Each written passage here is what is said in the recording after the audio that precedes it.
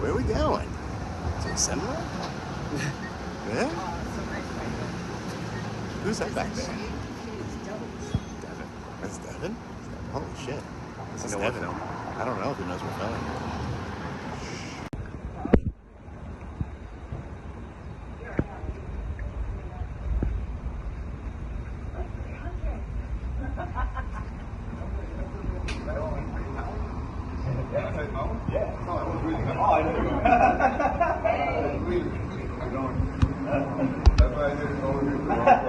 I was holding to the car.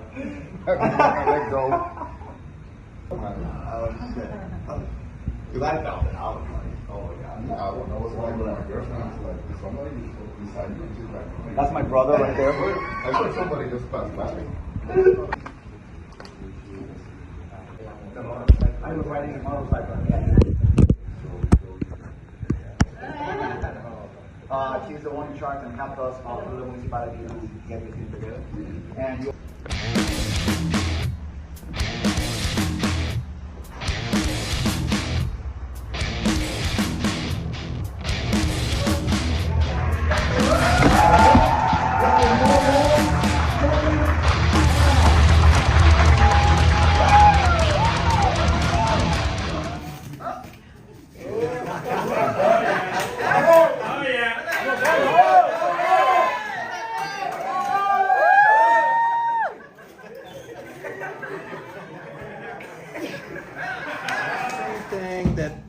I tell everybody, I think one of the secrets to life is to really try and figure out what it is you love to do.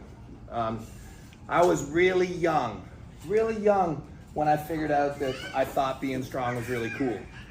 I remember I was probably like 4 or 5 years old, and my brother and I went into my parents' library, and there was a book. Maybe some of you know it. It's called Pumping Iron. Have you ever seen that book? Yeah. Yep. Arnold Schwarzenegger. I got it, that book. Isn't that a great book? Yeah. Right? I've never. 1,000 pages. Right, but I only look at the pictures. Yeah. Okay. When I was 4 or 5, saw this book and I go right to the picture section. Got the video, got the book. Yeah. Right. So I remember when I was really little, looking at those pictures, and I was like, man, you know, I want to be like that. I want to be strong. I remember seeing that picture, the naked girl up on Arnold's shoulders, and I was like, wow, it's so cool to be strong, right? And I knew from a young age that I wanted to do this, okay? And my whole life has been just chasing these very simple ideas, and I think that's why I'm here, because I found what I love to do, and I just did it my whole life. And I'm probably never gonna change. I will probably die still arm wrestling, still trying to get stronger, still trying to do it more and more. So it's my job to kind of try to share with you how fun it is and what the best parts of it are. So what I would really try and leave you guys with is the best part of arm wrestling is growing teams and getting stronger together. This is the best part, okay? Like, if you want to have a lot of fun in the sport, you need to grow teams, build them around you, bring people in, you know, get them to join in your journey, get them to make each other stronger, right? Take good care of each other. This is so important, guys. This is so important to the arm wrestling experience. Okay, so is everybody from different parts of the island? Yes. Yeah, so you guys don't all train together, right? No. But I bet you that some of you live close enough together, you know, right. But I bet you there's people here that might come and train with you also, right? So while you're here, talk to each other, figure out where do you guys practice, where are you from, what days do you practice? Everybody, is there a page on the island where everybody talks? Full TV is the page. Yeah, you gotta have this. You gotta have that page where everybody talks. Bring everybody in. Anytime anybody on the island wants to know about arm wrestling, you bring them to Pulsito TV, right? Every time. That way it just starts to grow and it's a hub. And the community gets bigger, gets stronger, right? Armbet app too. Armbet app, yes, of course, Armbet. And well, there's more coming with Armbet. We're just beginning, we're part of it, but you know, that's it, guys. Get together, help each other. So the best way to get better at arm wrestling is to arm wrestle with each other. You have to do it safely. High hookers in Ottawa, we train 3 times a week. Okay, 3 times a week. Sometimes when I practice for big matches, I'll train every single day on the table. Every single day. You can do it so long as you're safe. Okay. Rules for when you're in a club with people. Kind of general rule. If you're the senior person, you must hold. You must hold. You must absorb. And the junior person can work. This is the best way to get better. This is the best way. Yeah. So, kind of some ideas in arm wrestling that I want to kind of try and share with you guys. The first rule that I like to think about with arm wrestling, and it's true for everything in life, where the power position is. It's in being chased. Okay? You want to be chased. You want people to come to you. This is where the power position is. In a relationship, in business, on the arm wrestling table, you are the one who must be chased. They must come to you. Okay? So this is why in arm wrestling I talk a lot about outside strategy. There's 2 main strategies in arm wrestling. Inside and outside. Moving forward and moving back. This is the 2 most simple ways to arm wrestle. Okay, we all have our biases. We are all different people. Okay, I am biased as an outside arm wrestler. Okay, I fully respect inside arm wrestling, and as you guys might have seen, I was beat just recently by an inside style. Okay, so I fully respect it, and I know that it's very important. But I still believe that the outside style has a lot of virtue. Yeah, and it starts off with this idea of making people come to you, being out of reach. Okay, there's an idea called rising. Does everybody know about rising? Yeah, all hardcore arm wrestlers know it, right? It's this upwards motion, this force that goes up, right? This lifting force. They made a movie about it, right? Over the top, right? It's so important, guys. So when you think about training, I want you to think about 3 pieces. 3 pieces. The first piece is get together with your club. You have to practice the sport. You have to develop the sport. You have to develop the technique. You have to become natural on the table so that you going to an arm wrestling table is so natural and you don't have to worry about anything. You don't have to think about anything. It's as natural as going for a walk, okay? And the more years you arm wrestle, the more you become comfortable, the more everything is just instinctive, okay? This is the most important piece, okay? Arm wrestling, okay? The next most important piece is probably the development of strength and power in the motions that are so important for arm wrestling. Okay, does anybody know what are the really important ways to be strong as an arm wrestler? Anybody? And if you've got to, hold more batter? Sure. What about like the movements, like the specific? You know how like? Did you say pronation? Yeah. Yes, that's a huge one. Pronation. Pronation is a cupping. There you go. Supination. Climbing, always climbing. Yes. Right. These are the motions that are super important in arm wrestling. Okay. Pronation through the thumb. Right. Rising through the knuckle. Okay. Cupping. Supination. Grip. Okay, these things are like the motions of arm wrestling that are the most important. Which ones are the most important? We could argue about it. I'll tell you it's probably rising and pronation. But that's me. Thumb. You said thumb. 100% it's thumb. 100% it's a thumb. Yeah. And that's no joke, you know. Like, it's funny how sometimes like humor takes on a life of its own.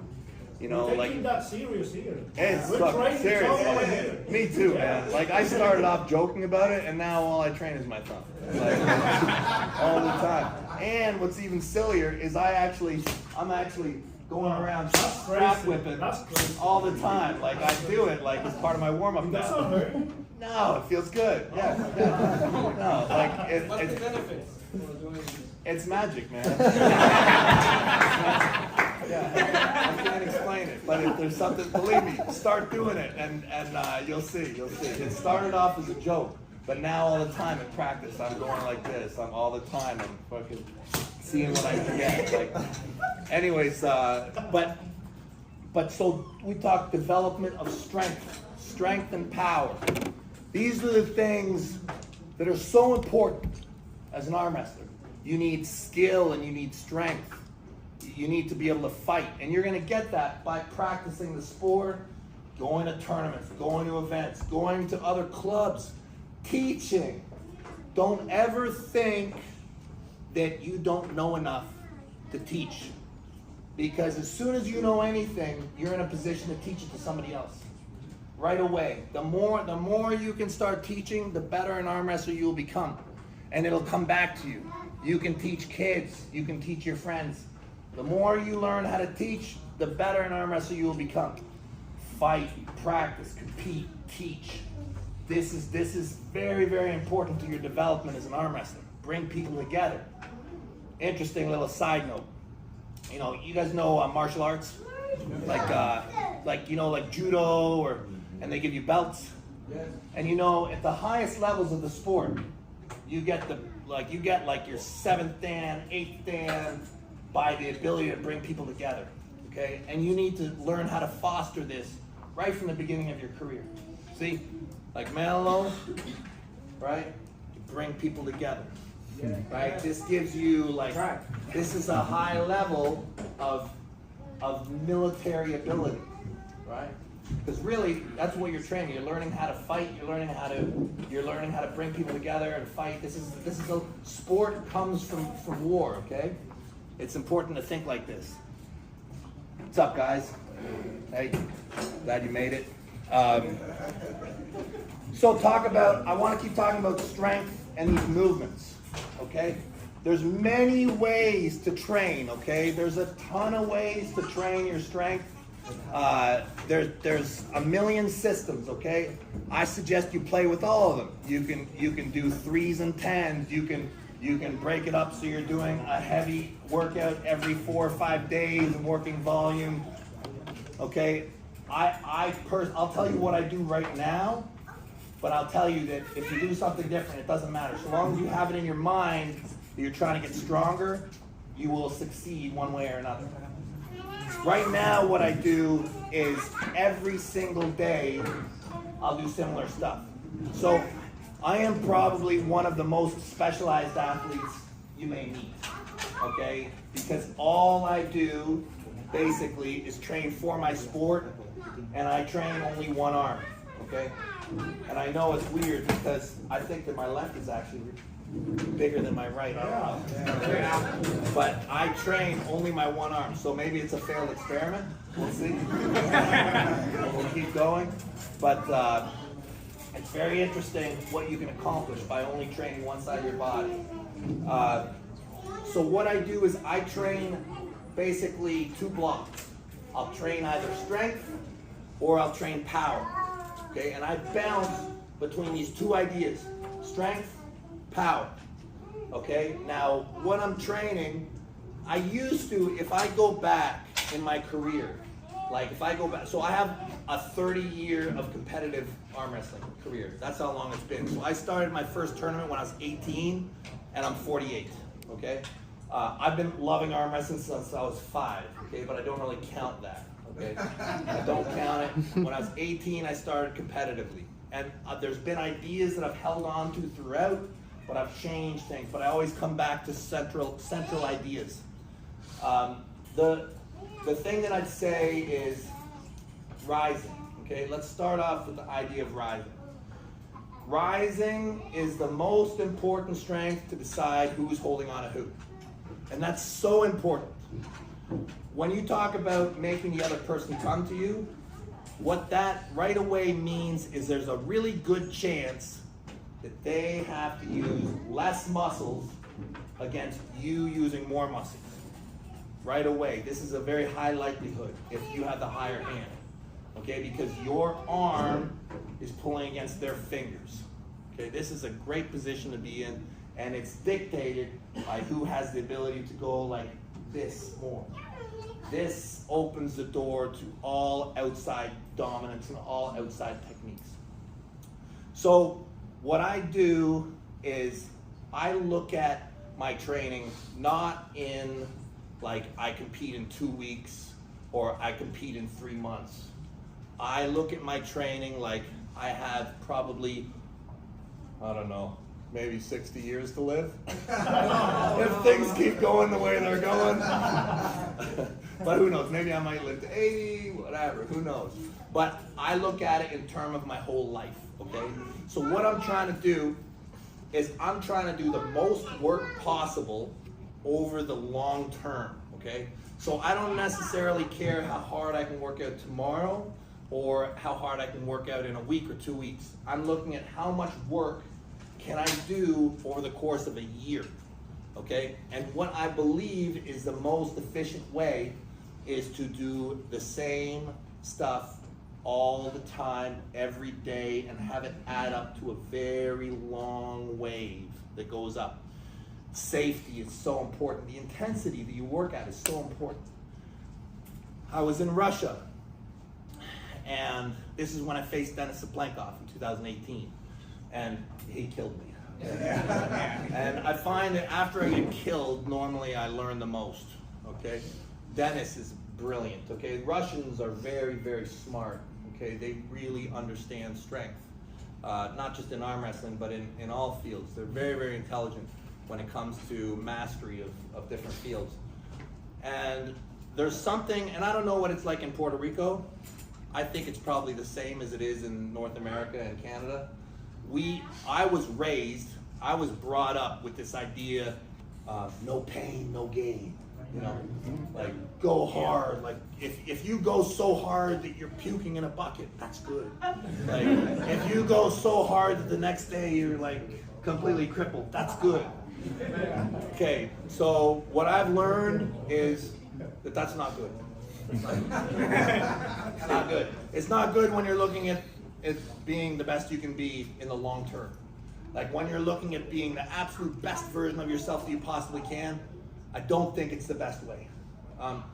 You have to actually listen to your body, and you have to accept that your body's your good friend, okay? Your body knows what your goals are, okay? You have to understand that your body is not gonna lie to you. It is gonna tell you the truth. It's gonna help you on your mission. When your body feels good, that's a good sign. When your body starts to tell you, hey, settle down, or you're starting to hurt me a little bit, the body's speaking to you, and you must respect it. You must. So you must always feel good. Everything should feel good. And by doing this, you will be able to grow and develop faster. You'll be able to grow faster by listening to your body. When it tells you to slow down, when it tells you to take a break, when it tells you to take a day off, you do that. Don't push yourself so hard that you hurt yourself. How many days you take before a match? You train really hard. How many days you take before a big match? Yeah. So the way I do my taper is it depends on how long I've been training. The guideline is 2.5 weeks. 2.5 weeks I feel like is my minimum line for training with people who are strong enough to hurt me. Okay, so 2.5 weeks, that's the first place I rest.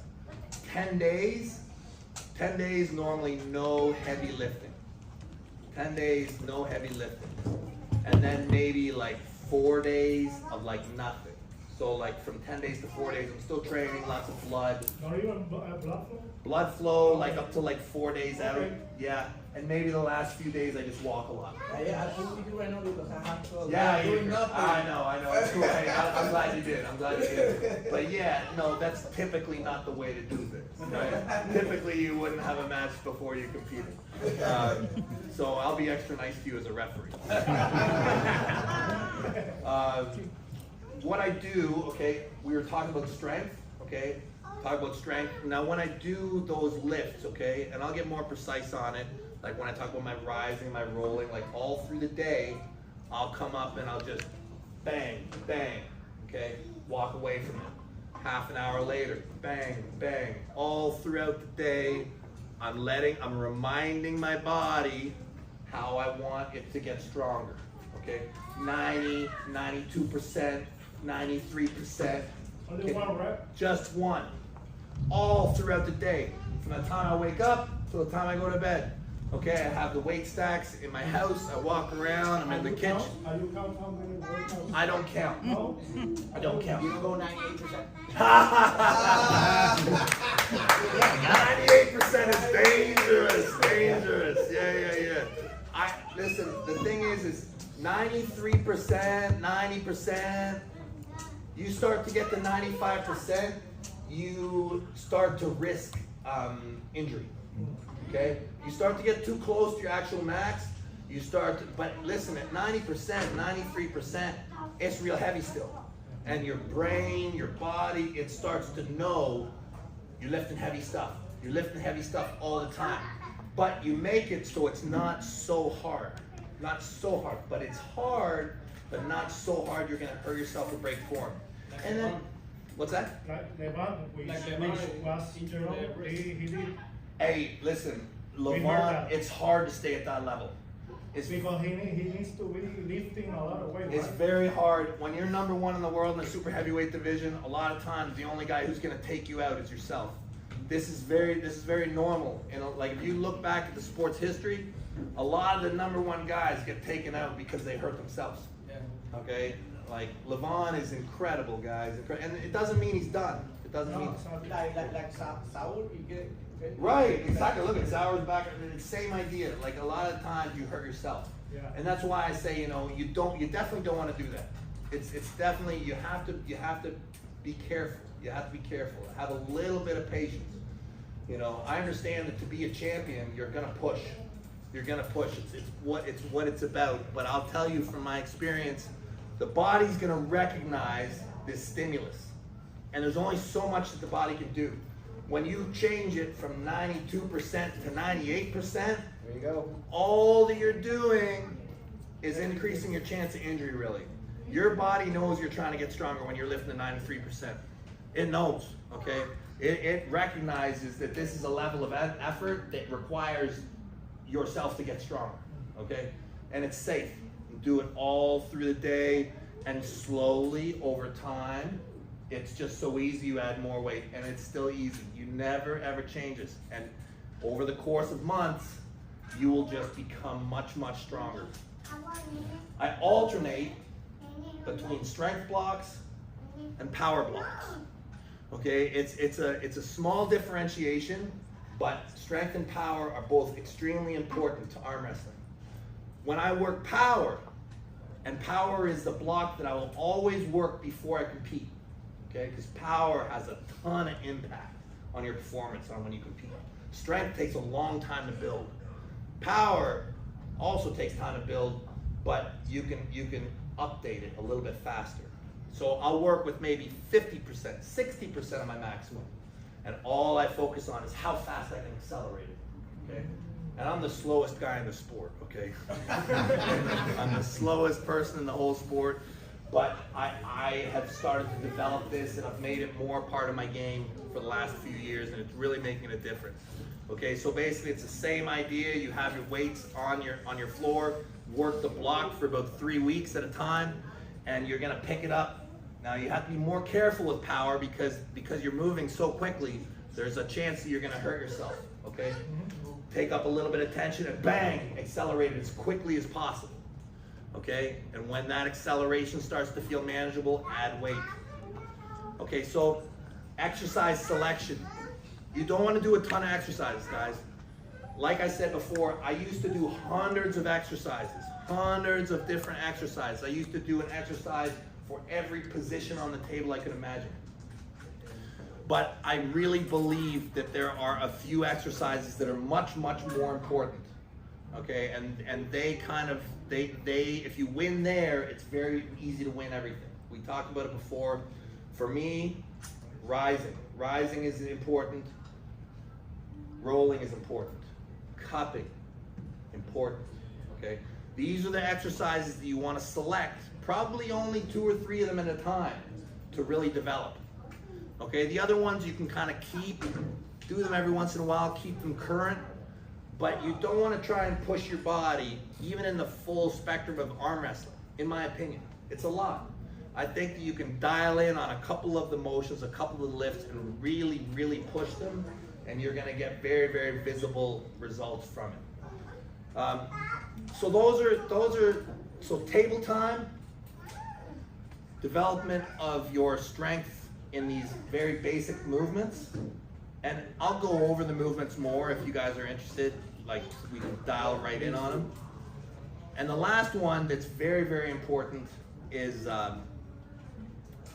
health and rehab. Okay, very important piece. As an arm wrestler, you are gonna get injured. How long have you guys been arm wrestling for? If you've been arm wrestling more than 5 years, put up your hand. Oh, wow. ¿Quién ha buceado por más de 5 años? Wow. Por más So de 5 2 años. of you in the whole room. Joe. 2. Yeah. Joe. Yeah, I saw him. 1, 2. Get your hand up. Okay, right. Okay, so 3 of you in the whole room. 5 years. Okay, what about 3 years? Almost 3 years. More than Yes. Okay, so you guys are all really, really new. That's incredible. Yep. That's really good. Now I'm gonna tell you, okay, so now who's gotten hurt arm wrestling? Okay, not bad. Okay, so definitely the guys who've been arm wrestling more than a couple years. Yeah. Okay, well let me tell you, in 5 years from now, you're all gonna put your hands up. It won't matter if you were smart, it won't matter if you did things right. As soon as you're in a competitive sport, okay, you will run into injuries. It's part of the sport, like, and your ability to overcome those injuries is what's gonna keep you progressing. Okay, so that's a big part of the sport. And the one of the big things that happens in our sport is connective tissue. So it's not always the muscles, it's the ligaments, it's the tendons. So you learn that the way these structures heal is through blood flow, through movement, okay? You have to move the tissues, you have to work with rep ranges that are like around 50, okay? And I do this every day, probably 2 times or 3 times a day. Okay, now my life is very simple, okay? It's a very simple life, okay? I don't have a lot going on, okay, so I can do it. But even when I did have a full-time job and I was working, I still would do it. I still would find time to do it, okay? 2 or 3 times a day, you have to push fluids. There was a really interesting study that was done. When I was first getting into the sport, I remember a lot of the old guys were like, Devon, this is a tendon sport, this is a ligament sport, and I never understood exactly what they meant. I'm like, it's the muscles that are doing the work, and they're like, yeah, it's a tendon sport. Your tendons are gonna get hurt, and then you'll understand why it's a tendon sport, because your tendons are gonna limit you, they're gonna hold you back. Devon, did you went through those tendon and ligament pains when you started? Oh yeah. I got tendon and ligament issues. It wasn't too long that I was in the sport and I started to develop it. Actually, the first major issue I had, it was 1998. Okay, so I would have been 23 years old. And there's a guy, Earl Wilson. I don't know if anybody knows Earl Wilson. Yeah, You would know. Okay, so Earl Wilson was a big champion. World champion, national champion, Canadian champion, super heavyweight. He looks like a Neanderthal. Like, yes, really, he's a Neanderthal. And I was so wanting to beat him. I thought about it for months. I'm like, I'm gonna hit him, I'm gonna come inside and press. So that's kind of how the match went. Michael Classic, I hit, and I get him over just a little bit, and he wasn't expecting it. Okay, I was a 23-year-old kid, and he was the world champ at the time. He's like, there's no way this kid is gonna beat me, so, you know. So I hit him, and I get inside, and I press it, I fucking beat him, and I'm like, oh my God, this is the greatest day of my life. And I walk away from the table, and I'm like, oh shit. I'm like, I really stretched it out. Like, I really stretched the inside out. So what happened was, I didn't blow my elbow, but I stretched the ligaments. to a point where like just a touch like this, just a touch was not good, not good. Okay. Is that what we call golfer's elbow? Golfer's elbow, yes. Yeah, pitcher's elbow, I think golfer's elbow. Yeah, where you damage the inside stability of your elbow. Very common in arm wrestling. Very common injury when people pull in a hook or a press and they like can just barely do it or they lose. Okay, very common injury to get. Okay, so, and at this time, I didn't know what I was doing. This is before the internet, guys, 98, we didn't really have the internet really. We didn't know anything. Like, it was just people talking and then nobody knows anything. So, so I didn't understand how to heal it properly. I basically, a year and a half, I only did top roll. Only top roll, a year and a half, because I couldn't even hook, I could nothing. And then, you know, talking to arm wrestlers about rehab, I found a study called Strolling Under the Skin. It's a medical study where they took electron microscopes and they looked inside the body and they looked at the structures and what was happening with the fluids. And what they found was all the white structures, the tendons. I remember when I was growing up, they used to say, if you damage this, it's damaged forever and it'll never heal. This is not true. This is 100% not true at all. So what they found was that these structures, they're not fed by your heart. A lot of the things in your body, your heart beats, it pushes the fluids wash over top of the cells, and the cells take what they need. Okay, the pressure from the heart does not push fluid through these tissues. They're too dense. Okay, the heart pressure will not get into the tendons and ligaments. But the tendons and ligaments, when they move, they act like little pumps. Okay, so when they open and then they close, okay, it's like they're breathing. Okay, so you need, when you damage your tendons and ligaments, which you will, you need to move them. You need to move them. So you need to find the areas of pain and you need to increase their circulation. Okay. Devon, Joe here has a long-term injury in his hand. Yeah. That we've talked about back and forward about it, and I tell him that I believe it's carpal tunnel. Yeah, could be. Could be. How would you work to recover that? So carpal tunnel is an interesting one. So do you get tingling in your hand? You get tingling? Nerve issue? Ooh, man, carpal tunnel is difficult. So carpal tunnel is a little bit of a problem because there's a compression issue, right? So carpal tunnel is the nerve is next to a whole bunch of tendons. Like it's getting pinched, right? Yeah, it's getting pinched, right? Carpal tunnel is a difficult one. Like carpal tunnel, I had carpal tunnel before and I've been very lucky. I've been very lucky with stretching, with very light motion and rest and certain supplements, you can start to get rid of the inflammation. It's not the same, because it's a nerve issue, it's not the same. So healing a nerve problem is different than healing a tendon or a ligament problem. It's much more complicated. Sometimes with nerve issues, they have to actually do surgery and move things around. Okay, I had so a surgery for carpal, yeah. That's the thing. Like with carpal, it's tricky, man. Like What kind of supplements do you recommend for nerve, Yeah. for anti-inflammatory stuff. Anti-inflammatory So stuff. like things like turmeric, things like fish oils. I'd even do like topical rubs, like stuff in the area, like it's gonna reduce swelling. Yeah, whether it's some kind of a Like when he gets it like really bad, Yeah. things swells up. Do you got the picture? Tem la foto? Yeah, I don't know about swelling with It carpal swells tunnel. like it has a ball right here. Like Yeah. it really swells up. Yeah, I don't know about that. I mean, look, sometimes the problems are unique. Sometimes you need surgery. Sometimes you do. That's a terrible thing, but sometimes I've had 3 surgeries myself. Sometimes you have to do it. Simple stuff like Yeah, that doesn't look like carpal tunnel. Like that to me looks like some kind of a swelling like that. But it's tingly. Yeah, I don't know, buddy. I don't know. Yeah, there's all sorts of weird stuff that goes on inside the body. And unfortunately, I don't have the answers for everything. Carpal tunnel, it's a nerve issue. Okay, I had nerve issues in my elbow where I just had so much buildup, so much scar tissue, so much bone that there was nothing I could do to fix it. I needed surgery. They went in, they got rid of tons of the bone, tons of the scar tissue. They ended up moving the nerve.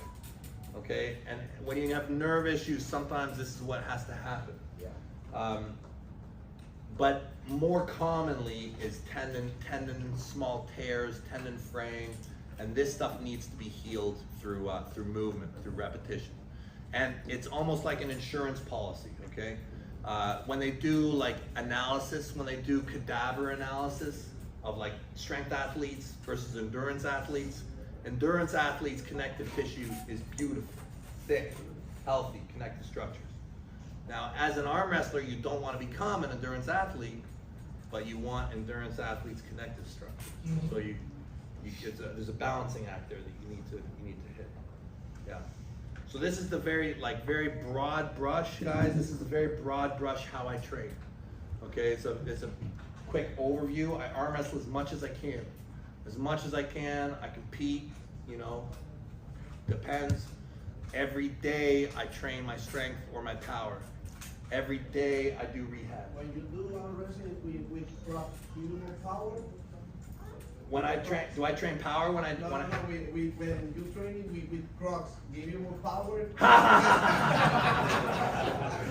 Barefoot. When you go barefoot, that gives him power. I'm just a super lazy guy. Crocs are just super comfortable for me, so I don't worry about it too much. I saw you one month. You take it off like Yeah, you saw me last weekend? Yes. Yeah, that was fun. Yeah, no, I like to be barefoot for sure. But yeah, very good. There's lots I can talk about, guys. Do you guys want to do some more pulling, or do you guys? I want to ask you something before we jump into that. Like, you were talking about training, and yeah, yesterday we were talking about the strength and power, and we were talking about live training going 50%, 30%. Are you familiar with the West Side Barbell method, the conjugate method, and and I know you went to the seminar with Todd Hutchins. How could you, or do you apply some of it to your training? I've trained many different ways over the years. Conjugate method, I'd have to read up on it again, specifically what it is. Conjugate method. It's like there's a speed day. That's right. Okay, so they break it. Right. Okay, so I used to train like that. I used to train in more of the conjugate method many years ago. There's a lot of systems that work. There are many systems that work. Conjugate definitely works. There's a lot of ways to train. If you believe in your training system, it's probably going to be the most important thing. Overall, you said that, and it's right. If you believe it and you trust what you're doing and you keep doing and going at it, it will work. Especially when you can measure it. Yes. Okay. So I would say always keep track of everything. Okay. Keep track of the date. Keep track of what you're able to do. Keep records. I have books and books and books of records at my house. I try every single workout that I ever do to make it more difficult. I got it on paper. Yeah, exactly. You want to have it You want to always, every single time, do more. There's another part of training, I do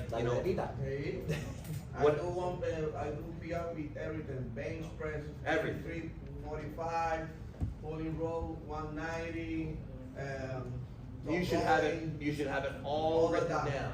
Everything, you should have records of everything, even at the lower weights. So if you take like a 70% lift, you should know how many times you can rep it, and then go for more. Everything, you should always try and progress. But an interesting concept that takes a while to get to is progressing at a lower percentage. Now this is an interesting thing to think about.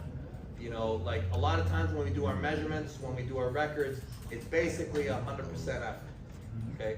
Now it's my belief that you actually progress faster at around a 90 to 93% effort. This is my belief. I think that when you actually break the records, actually take steps forward, that last little bit causes you more damage and doesn't actually change the stimulus kind of whatsoever. Yeah, So I that think, is like you're massaging your muscle and doing the same every day, right? yes. Now I'm super specialized, okay? But I really believe, like when I look at my charts, when I look at my measurements, I feel like I go up quicker working at like 90 to 93%. Like my 90 to 93% goes up faster than my 100% does. Because basically if you're training to the point where the muscle just realizes that it needs to work hard, then 90-92% is slowly gonna get heavier.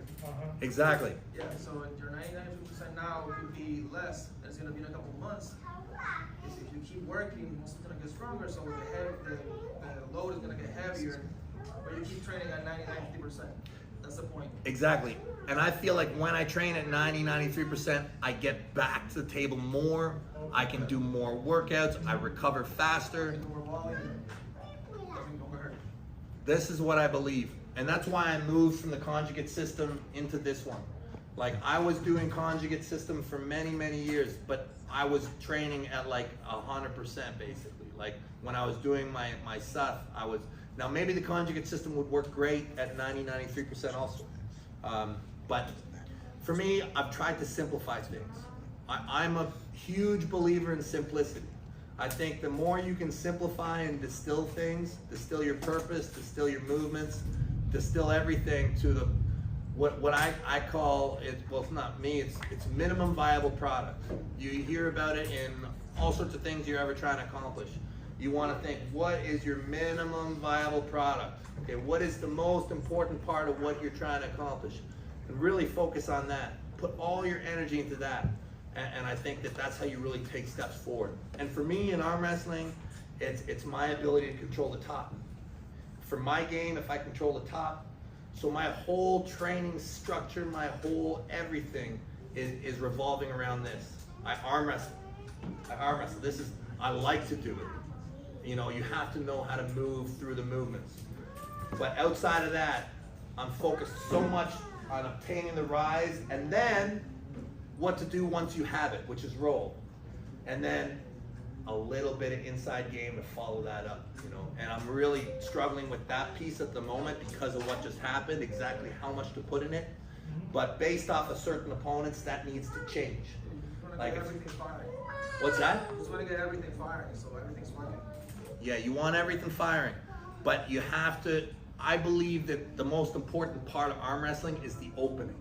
Like if you can control the opening, the beginning part of arm wrestling, then you can control the entire game. If you're a good arm wrestler, you control the opening, the guy never even gets in. He never even gets in, he never has a chance. And for me, most of the opening is from the top. Talk about like what that looks like a little bit. Guys, I love arm wrestling, okay? I don't want to get too much in the weeds, okay? But for me, the center of arm wrestling, the most important piece is the middle. The middle. The middle is this unknown place between inside and outside. Okay? It's not running away, it's not moving forward, it's right in the middle. It's a high hook, right? You have the top and you also have the inside. Okay? High hook. High hook is the most powerful. It's the top of the pyramid of arm wrestling. And then the other person has to run. If you control the top, if you control the middle, your opponent must run. He must run to the outsides of arm wrestling. He either has to run to the outside, which ends up looking like a king's move, or they have to run to the inside, which eventually looks like a flop. Okay? But they're gonna run in one of those directions. And if you know how to arm wrestle well and you have the high hook center control, you follow them down. And you just remain slightly over top of them. And you should be in a favorable position. You should be. Now, if great kings movers and great floppers can win, okay? But I always think you should put most of your energy in the controlling of the center. Control the center of arm wrestling and be a good arm wrestler. So just being in the center, with experience, you can tell which way they want to move. Absolutely. And you can just counter that at the beginning of the match, just right at the beginning. There's really only two choices. Yeah. There's really only two. You just feel the pressure. If you want to move to the outside or the inside, just the side pressure. That's it. There's really only two choices. They can move forward or they can move back with the shoulder. This is the base, right? This is the base of all of it. They're either coming forward or they're coming back, right? And if they don't have the high ground, it's a losing battle on both ends technically, right? And that's why I put so much importance into the ability to go like this. This, if a person is running to the outside, they're just gonna spin out. They're gonna spin out in your hand. You'll continue to climb over the top of them. You're in no danger. You're in no danger. If they're going in, you should be able to follow them down, and no matter what happens, you should be on top, at least in the hands. So it's a favorable, I always would rather be on top, right? It's always a better choice. Better to So it's good when even you're starting, have a really nice good grip and get high on starting, or Every style. get on the middle. For every style, I cannot really imagine too many styles where I would not want to have more high control. Like, so for example, so I have a rematch booked with Gennady. Okay? I love this guy. What a fighter. Okay? I love Gennady McVinia. Awesome fight, yeah. Great guy, great champion. You should be take him down the first Buddy, round. let's don't get me started. No, good. No, it's not good for me. It's not good for me. I know, it's not good for me. You know it. I know. I don't sleep well. I don't sleep well. What happened to the referee? There was more than I can't go there. I can't go there. No, I need to Bro, take. how about that? Yo. I cannot blame it on the referee. I cannot blame it on anybody but myself. This is the only way it's gonna help me. I have to take responsibility for my loss. Who thinks that foul Oh, stop of it. the first round is bullshit? Yeah. I think the referee It's okay. It's okay. So listen. So to get to the main issue here, so I have to arm wrestle Gennady again. I have to do it. And I also, when I look at him and I look at me, I'm pretty sure my hand is better than his. I don't think he's gonna top roll me. Okay. Now I also know that he's very dangerous in that press. Okay. Now You press him, but you couldn't beat him, right? I You tried to press him, but I did press him round 2. oh yeah. Yeah, full time. And then I get a little bit tired. So he got you out. A little bit, yeah, he did. Wow. He did, yeah. Wow. Now, the thing is I don't train a lot of inside, not normally, okay, because I have such belief in the system, and I still do. But Gennady makes me respect it a bit more. This style, okay, it's very powerful. This ability to arm wrestle without your hand, it's basically the trump card to my system. My system is very much hand control. Okay. Now, if you don't need your hand, you press. It's very powerful. Okay? Why you don't get the same way like you get the match with Devon? With Levant? Yes. What are you talking about? And 298. Oh, listen, if I can, I try, man. I try. I stay in Puerto Rico longer. You need to eat.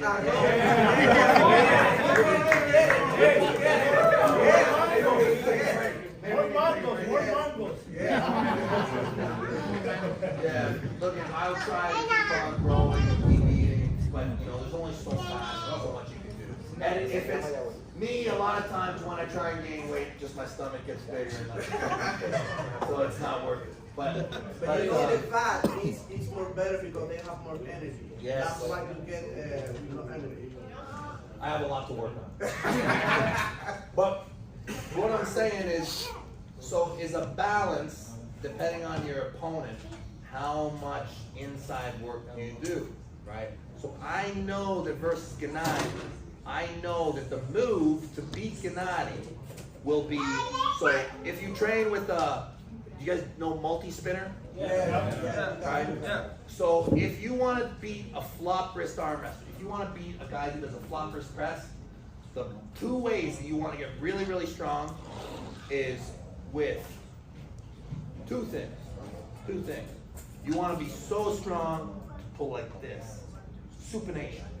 Supination. So you can pull in, and that way, shoulder line, you bump him off his shoulder. Yep. Okay? Bump off the shoulder. This makes the hand a little bit off the shoulder so you can't press behind it. That's one. Right? So one, this, and then multi-spinner, low cup. Low cup multi-spinner. So this, right? This gets you really strong against a flop wrist press. When I was getting ready to pull Jerry Carteret, for like 4 months, all I did, supination, low cup multi, supination, low cup multi. As I get ready to pull Gennady, and this will be on film, no big deal, doesn't matter, right? That's what I'm gonna train, supination, low cup multi.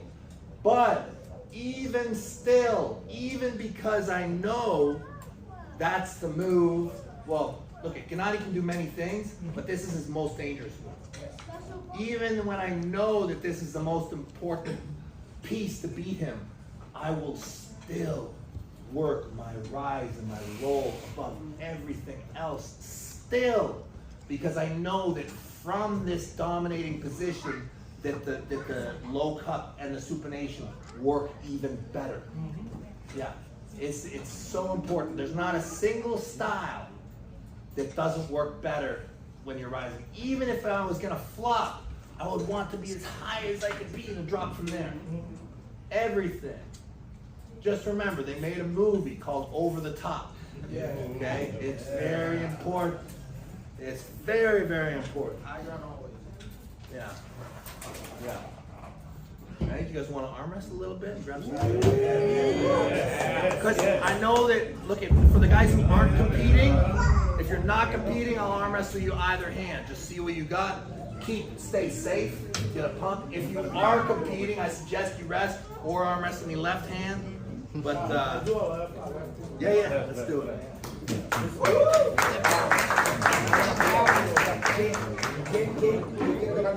I touch us first. Pues pónganse